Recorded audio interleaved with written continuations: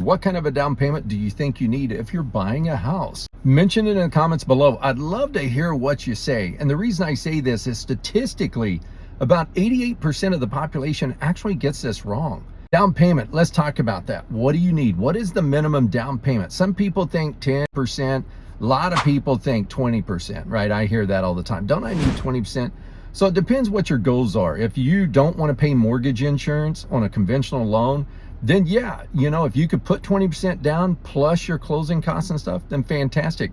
Not everyone can do 20% down. And the more you save to try and save up to that 20%, if it takes you a couple years, well, the price of the house just went from $300,000 to $315,000. Houses are not getting cheaper. The longer you delay in buying a house, well, you're just kind of throwing money away, or you're going to pay more for it. All right, so yes, are there houses on the market today that they've dropped the price? Absolutely. The houses that were way overpriced to begin with for what they had to offer, or the houses that are problematic, they got some issues. Sellers, listen, even if you price it right to begin with, people are going to want to negotiate if they walk into your house and your house is not in good shape, right? So just know that. Anyway, these are all nuggets.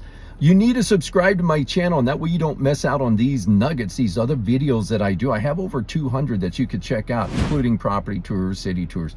All right, let's get to the meat and potato. Depending on the program, you could potentially get into a house for as little as 3% down. Now let's back up. If you're a first-time home buyer or you have not owned a home in the past 3 years, that would qualify you too.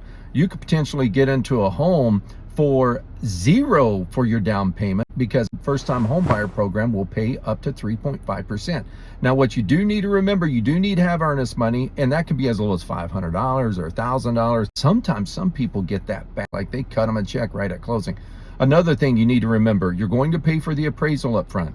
And any inspections that you do, that is a buyer cost. So that's going to be paid up front as well before you close on the property. And as far as closing costs, we could ask the seller, see if they would be willing to pay your closing costs instead of them dropping the price on the home if their home hasn't dropped price recently and it's been on the market a little bit. So if the seller pays your closing costs, the down payment assistance takes care of your down payment, you're basically walking in with just earnest money down and then paying for an appraisal and then paying for inspections if you want to, if you need to. I always recommend get those done. So inspections may run $500, $600 if you do the full-blown home inspection, general home inspection with termite. Appraisal is going to run about $550 to $650 depending on which kind of loan that you're going with. You can get a first-time home buyer going interest rate. At the time of this recording, you can get like a 5.75% interest rate, which is crazy considering the going interest rate right now is about 6.1, 6.2. So you need to know that. This is why it pays to have pros in your corner that's going to walk you through. You're going to be educated on what the programs out there are.